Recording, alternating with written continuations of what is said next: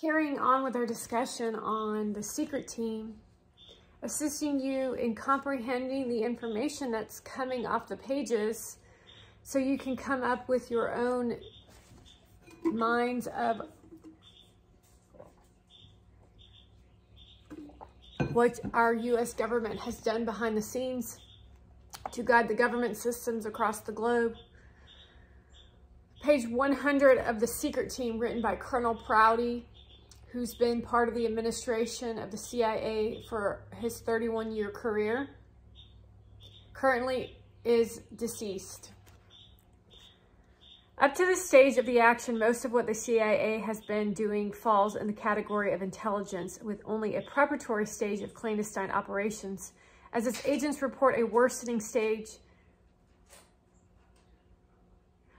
position for the old president and general disillusionment on the part of key businessmen and other leaders, along with a growing national awareness of General El Siario.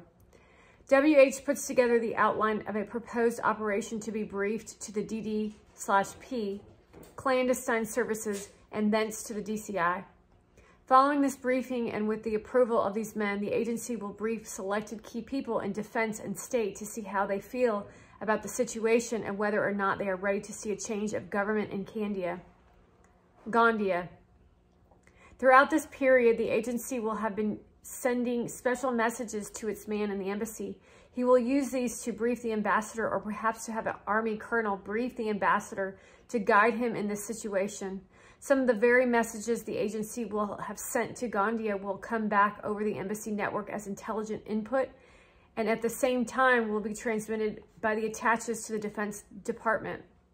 Thus, a wave of messages, all corroborating one another, and fill in baskets in state defense and the White House. In this role as intelligence coordinator, the DCI will prepare his own analysis of all of this and will prepare to place this business on the agenda of the next NSC special group meeting. He will present the current situation only and propose a special operation.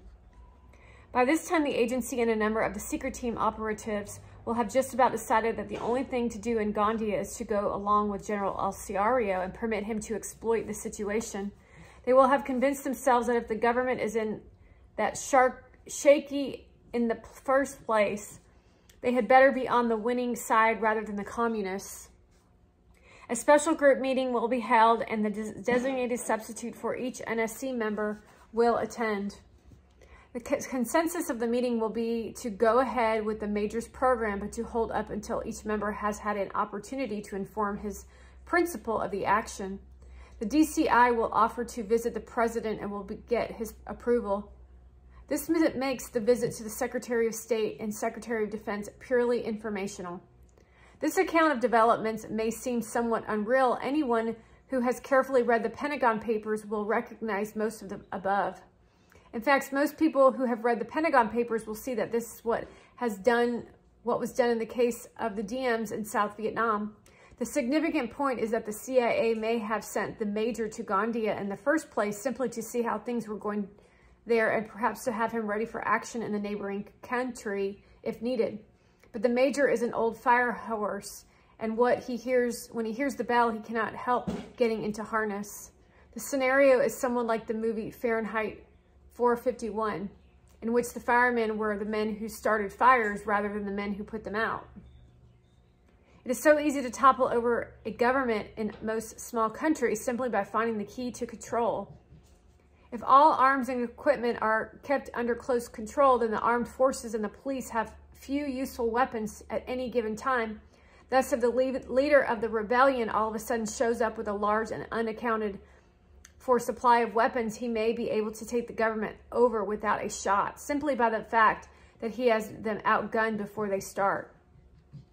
Thus, it is too difficult for a man with boundless resources, such as the major could command, to be able to arrange things most effortlessly.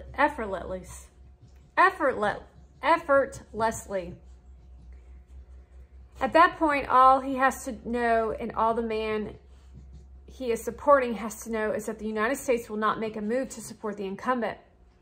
When the tide begins to turn, the incumbent finds himself alone with no one in position to help him. Like so many other things the ST does, this is a more negative coup d'etat than a positive action. It is not to be presumed that a program such as this can be fully implemented in a short time, or that it is set in motion with the objective of causing and supporting a coup d'etat. As a matter of fact, the characteristic of the ST that supersedes all others in such a situation as this is that events should take the natural course with some covert help. A document that was circulated from the CIA through other government agencies and extra-governmental organizations such as the RAND Corporation and the Institute for Defense Analysis shows how this is done. Once a country is included on the counter-insurgency list or any other such category, a move is made to develop a CIA echelon, usually within the structure of whatever U.S. military organization exists there at the time. Then the CIA operations begins phase one by proposing the introduction of some rather conventional aircraft.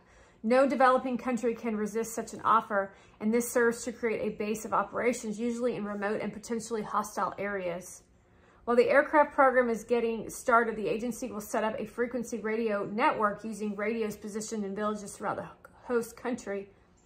The local inhabitants are told that the radios will provide a warning of guerrilla activity. Phase two of such a project calls for the introduction of medium transport type aircraft that meet anti-guerrilla warfare support requirements. The crew training program continues, and every effort is made to develop an in-house maintenance capability. As the level of this activity increases more and more, Americans are brought in. I'm being telepathically loved on right now. I'm gonna try to let it go, but I love you.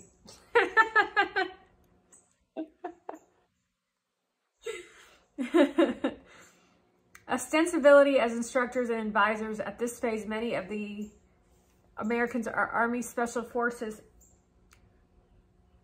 personnel who begin civic action programs. The country is sold the idea that it is the Army in most developing nations that is the usual stabilizing influence, and that it is the Army that can be trusted. This is the American doctrine promoting the same idea, but in other words, it is a near paraphrase of the words of Chairman Mao.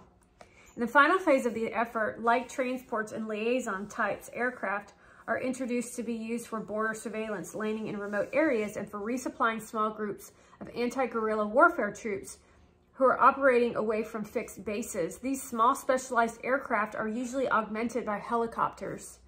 When the plan has developed this far, efforts are made to spread the program throughout the frontier area in the country. Villagers are encouraged to clear off small runways or helicopter landing pads, and more warning network radios are brought into remote areas. While this work is continuing, the government is told that these activities will develop their own military capability and that there will be a bonus economic benefit from such developments.